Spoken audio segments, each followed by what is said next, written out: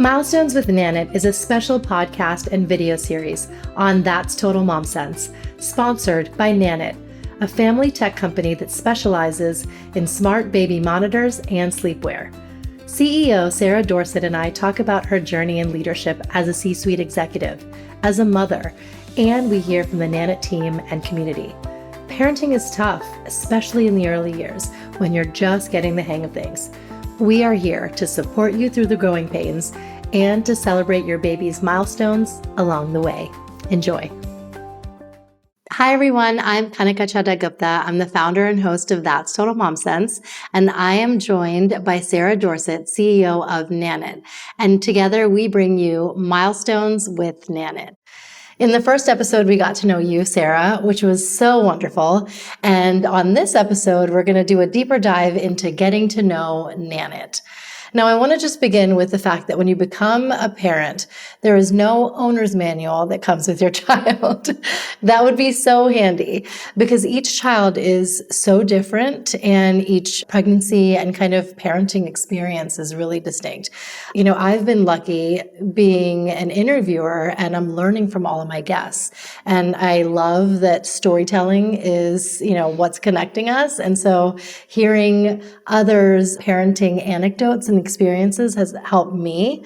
I know in your experience, you can draw from being a mom of three and you're working as CEO of just the most up and coming baby tech company there is today. So let's start with what its mission is. Our mission is to support the journey of parenting. So it's really designed to make life easier for families. As the brand has kind of evolved and as we've been thinking about how it can be helpful, that's sort of what we think about every day. What can Nanit do to help our families? I always think about, there's so much technology out there that can help us in so many other ways, but in a lot of ways, all that technology has also made life move a bit faster and it's made things maybe a bit more complicated. But in the family and parenting world, everybody's still kind of do it yourself, it's still very hands-on and we don't want to change that. In fact, we want to give more of that back to parents. But a lot of the things that you still have to watch and you still have to think about when you're parenting can actually be automated with Nanit. We can really just give you information that kind of takes care of that checklist in your head because let's face it, especially as a new mom, you're learning, right? Yes. You're learning about how to do this. Right. And when you have more kids, you still haven't maybe quite figured it out, but at least you feel a little more comfortable because you already had the one. But first time parents, oh my gosh, you have 9 whole months to learn about the experience when you're pregnant. That's it. That's the first time you start thinking about it. Yes. And the minute you have the baby, it's like, what's now next? What? Yeah, absolutely. Yeah, what do I do? And Nanit was really designed to say, okay, you have all this stuff that you need to think about. A lot of this stuff can be tracked for you. And our goal today is to really help you figure out how to use it and to kind of meet you where you're most anxious. Because I think that anxiety is really what prevents us from maybe experiencing all the joy of parenting and family. So through my research, I found that there are 4 facets that truly set Nanit apart from the rest of the industry. One is personal sleep tracking. So how is that done? The sleep tracking was really meant to be tied to sleep coaching and advice. So everything that we track is tied to ideas around sleep training. And there are all sorts of different ways to sleep train. And Nanit just offers you some kind of universal tips that are often embedded in all of the different kind of programs you would think about. So the tracking is specific to that. How many times do you check on your baby? How many times does baby wake up? How long do they sleep? When do they fall asleep? When do they wake up? Do you go in and take your baby out of the crib or do you just soothe them but leave them in the crib? So all of those kind of nuanced special moments are captured and Nanit processes them and says, maybe your baby could sleep a little bit better if they went to sleep at the exact same time every night, because we know that babies who are put to bed at the same time, they start to get into a rhythm. Yes. And they tend to sleep a little bit longer because they anticipate when that sleep moment is. And if you're consistent with it, you'll get more sleep. They'll get more sleep. They'll stay asleep longer. Right. They'll be more confident. So sleep coaching is tied to the sleep tracking. And I think we will always, continue to enhance that. But the data that's available around sleep tracking is so telling. It can do so much, but you'll also get all of that great advice too. That's wonderful. And hiring a sleep consultant costs a pretty penny. And so having the data in front of you and being able to manage the training process or whatever works for you and your family, it's in your hands. Yes. That's great. Yes. And Nana can go so far as to say, your baby's crying, we know you want to go in and check on them because we've seen you go in and check every time they cry. Right. But maybe, we know they're also at an age where they can take care of themselves. They'll be fine. Give them just a minute. Just wait a minute before you go in there. See if they can figure it out themselves. And that builds confidence that in the baby that they can go back to sleep. Right. And then when you have that little extra encouragement that, okay, maybe if I just wait 1 minute, we can overcome this sleep milestone that we need to hit. But I love that. And yeah, I just think it's so great that with AI, you still have this personalized human touch kind of backing you up. Yeah, it's incredible. We've had parents send us such fun videos, cats jumping into cribs and just really interesting things. Nanit sees everything. Yes. Again, my point is Nanit really does see anything and everything, and it's designed to see that so that you have that information right at your fingertips and you don't miss anything in that crib. Yes, exactly. The second facet is growth tracking. So this is essentially like measurements. Yes. So we wanted to, babies growing obviously very fast in that first year, and you don't really see it. You don't miss it when you're with them every day. You're always kind of surprised, that 3 months in, nothing they wear fits. You don't really know how fast they're growing, but imagine if you could capture that. So we sort of went in with that idea of what if we could help parents understand how fast their baby grows, give them some sense of what those measurements are at every day if you really wanted them, but you can choose the timing around it. And then you could also use them as a tool to work with your pediatrician, because that's just part of development. That's part of your well visits early on. It kind of fills in the gap. You're only going there once a month, once every 3 months, as baby develops, to chat with your pediatrician. What if you could take in just those growth measurements in that growth chart, and they would have just a little more data around how baby was growing. So the idea was when they're still and quiet in the crib and they're sleeping, you can easily kind of capture using the sheets themselves. So the growth tracking is measured using a sheet. So you use the sheet and you use the camera. The sheet itself has a pattern on it that we think is really nursery friendly. Yes. The camera uses the patterns as what we call calibration targets. Sort of fixed positions. And once you know the position of things and the distance between them, you can measure everything in between. So that's how scientific the camera really is. You put your baby on that sheet, it knows the patterns, it knows the distance between them, and then can accurately measure baby. And the baby's not wiggling around on a scale in a doctor's office. They're sleeping peacefully. So you get a nice, stretched out baby, and you don't miss any growth spurts. Yes, absolutely. And the fact that you can really do this on the daily if you want. So you get a really accurate kind of reading. And I love how there's no tech on the baby. So that's safe too. Yeah, I think if you do it pretty regularly, it should be something that's just kind of fun. The interaction with the camera is just kind of fun. It's another kind of way to feel connected to your baby because you're doing it yourself. There's an experience in the app to do the actual measurement.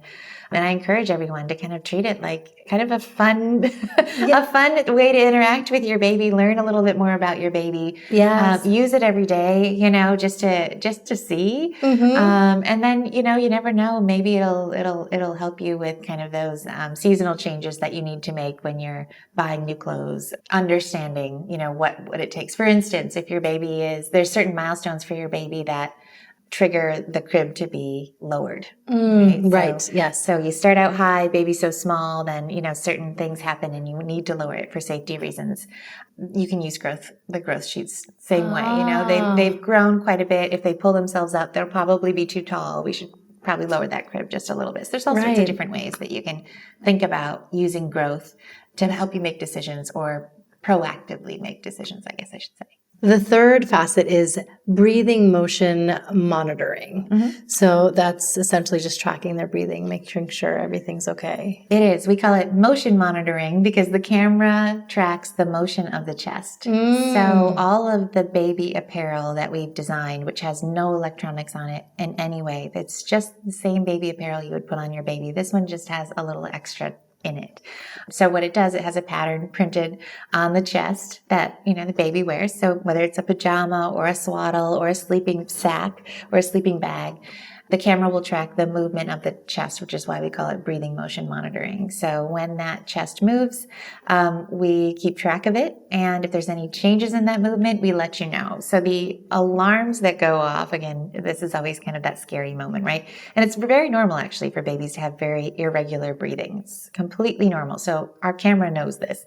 So it tends to know when there's something irregular versus something that's kind of a normal pattern for babies. So it's not going to be sounding alarms all the time. When an alarm does sound, if the camera says this looks like an incident that somebody should look into, the alarm will sound on the app itself, so it'll wake parents up, but it'll also sound on the camera. The idea being that the baby might be startled awake by the sound. So it might kind of start breathing again or just, interrupt whatever that pattern was that maybe changed the motion of the chest and made it, not capture that motion. Yeah.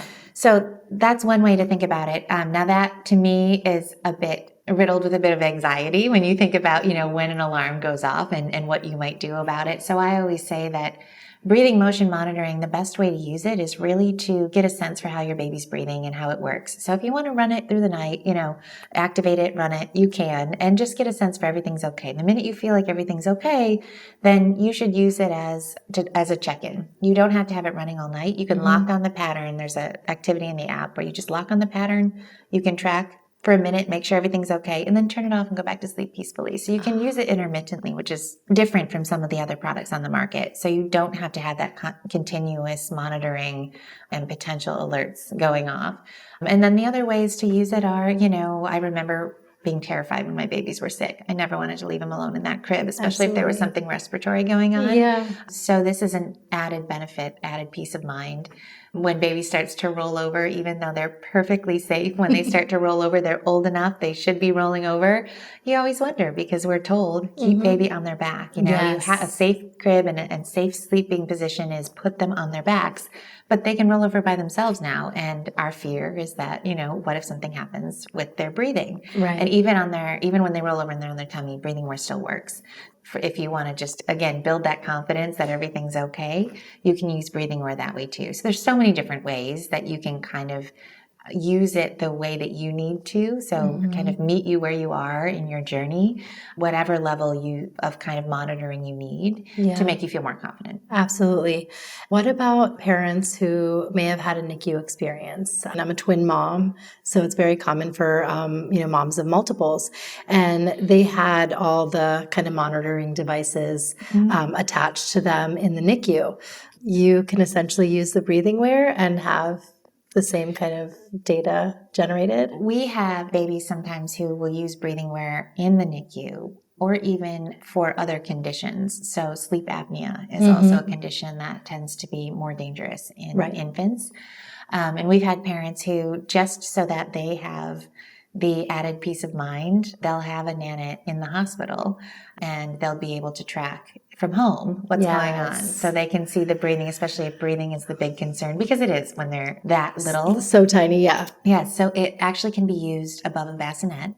So you don't have to have, you might not if you have a really small baby or when they're extremely young. Oftentimes babies are still in the bedroom in a bassinet. And breathing wear was designed for that, for those really small babies when you first bring them home. It's designed actually to be used all the way up to 2 years if you just want to keep it there for that added peace of mind. Right. But it's always those early days. I feel like when parents are most interested in kind of understanding their breathing patterns and what's going on. Finally, the last facet is your digital baby book, how this is even compiled. So I'm, again, kind of back to our mission, supporting parents. Supporting parents didn't just mean giving them a lot of tools and functionality and more technical ways to do things, which we hope we strip the tech out of it. I like taking the tech out. But at the same time, supporting parents also means contributing to the joy of parenting and those special moments. And Nanit, I think, is one of the only products on the market. In fact, I think it's the only product on the market because of the technology we use. It's computer vision technology. So it's always capturing video and photos. So it's always capturing footage. And the idea is the computer is kind of trained to recognize what's important and what's not. And you'll see that when you have a Nanit. You'll see that the moments that are captured are the ones that you would be interested in. It's not 8 hours of just continuous sleep, which I hope your baby's doing.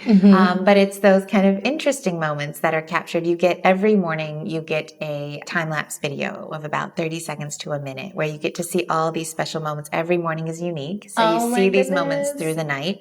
Parents love it because they wake up and they feel like they didn't miss anything. Yes. They got to sleep well. Their baby slept well, but then they get kind of a quick 1 minute just summary of their night. Right. And it's of all the changes that happened. If baby woke up briefly, if they did a little something in their sleep that was sort of unique, you'll see all of that and you'll capture it. So that inspired us to think about, well, what else can we automatically capture? What's important to capture?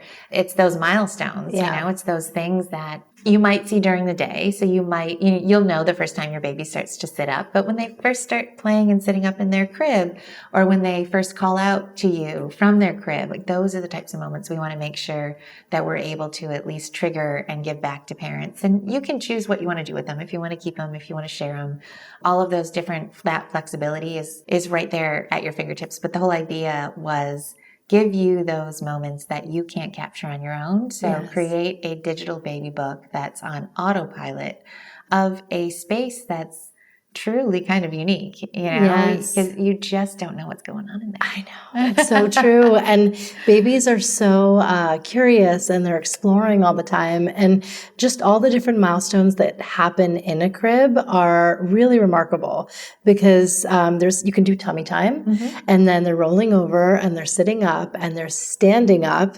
and taking their first steps and saying their first words. It's so many different things that are part of developmental stages that happen in this, isolated space, and you're capturing it all.